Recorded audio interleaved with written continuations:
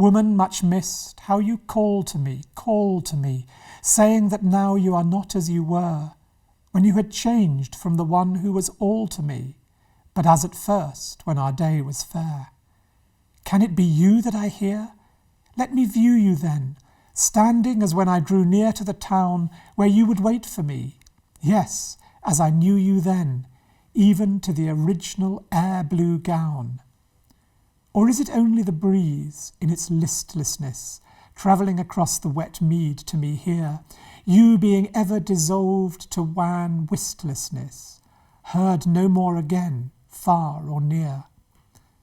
Thus I, faltering forward, leaves around me falling, wind oozing thin through the thorn from norward, and the woman calling. So Jonathan, the other poet you've chosen for this week is Thomas Hardy. Can you talk us through the context of The Voice? Yeah, indeed. So Thomas Hardy, we're a generation after Wordsworth, Victorian period. Hardy trained to be an architect and to do church restorations. And as a young man, he went down to Cornwall, to the West Country, to restore a church, and fell in love with the vicar's daughter, fell in love with a local girl, Emma. She was called Emma Gifford. Wonderful early Hardy novel called A Pair of Blue Eyes that tells that story. They married, they moved to his home in Dorchester, Max Gate, but they never had children, and they grew increasingly estranged. She, I think, was something of a depressive. She spent more and more time sort of alone in the attic. Hardy started seeing other women. They drifted apart. She died. And then, of course, he was struck by tremendous guilt. He found a notebook of hers in the attic, which began, "When I think about my husband," and he began to see the terrible pain that he had caused her through the disintegration of this marriage. And he thought, in order to deal with that, he should go back to Cornwall, back to North Cornwall where he first met her. And so he revisits all the places associated with their courtship. And he writes a sequence of poems in the years 1912 to 1913. He's quite an old man by then. And they're subsequently published, poems of 1912 to 13. These revisitings of the scenes of his love for the woman that he's betrayed and then lost. And they are a way of dealing with his guilt, a way of bringing back the happy emotions, and a way of moving on. And the one from the sequence that I've chosen is called The Voice. And the voice that he hears, as if on the wind on that windswept Cornish coast, is the ghostly voice of his lost love. And there's a wonderful sort of sense of ghostliness about the writing. These words like wistlessness that he uses, and that marvellous image of the sort of semi-invisible, almost ghost-like sort of grey, bluey gown that she was wearing when he first courted her.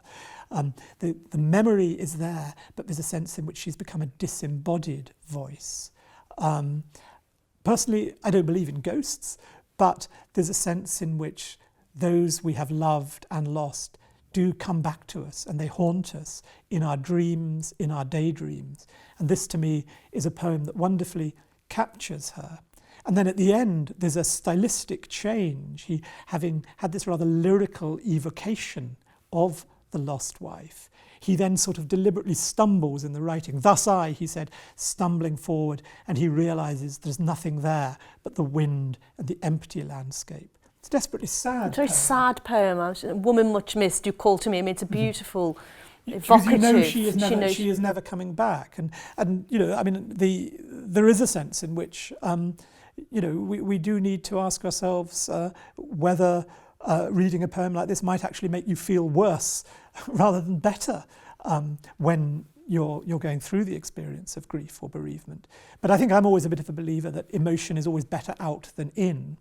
And by sharing the emotion that the poet is feeling and managing to put into words and managing to sort of to shape, to organise into words, to give some kind of order to the chaos of his feelings, through that act of sharing, there can be a kind of expiation, a kind of letting go, which, as far as I'm concerned, is very healthy as a way of dealing with grief. And if I think of my own experience, I mean, my father died when I was 20. It's not quite as hard as Wordsworth, the father dying at 13. But for me, particularly as a young man who read a lot of poetry, it was incredibly helpful reading these poems by Wordsworth, by Hardy, knowing that there is a process of grieving we go through, that others have been through it, but also that that process of remembering and sort of keeping alive the loved one can be assisted through the act of writing. And indeed that inspired me to start writing poetry myself. And I've never actually published, well, that's not true, actually I did publish one poem about my father's death. I've generally not published my poetry, and in a way that doesn't matter whether you publish it or not. But for me, poetry is a way of ordering hard feelings, difficult feelings, painful feelings, and keeping memory alive. We talked time and time again about the feeling of I am not alone. One of the reasons why people read and write poetry, or particularly to read poetry, is to feel not alone. Now, that's what I think and that's what I feel, but I don't have those words.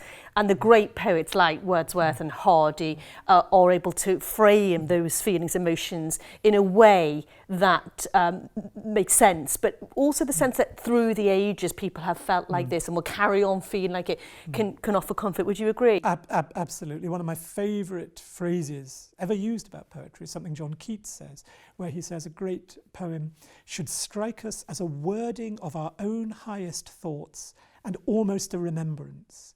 It's as if we read something and we say, yes, that's the best expressed, the best imaginable version of my own best thoughts. It's a remembrance of my own feelings, but I wasn't able to articulate it. The poet was.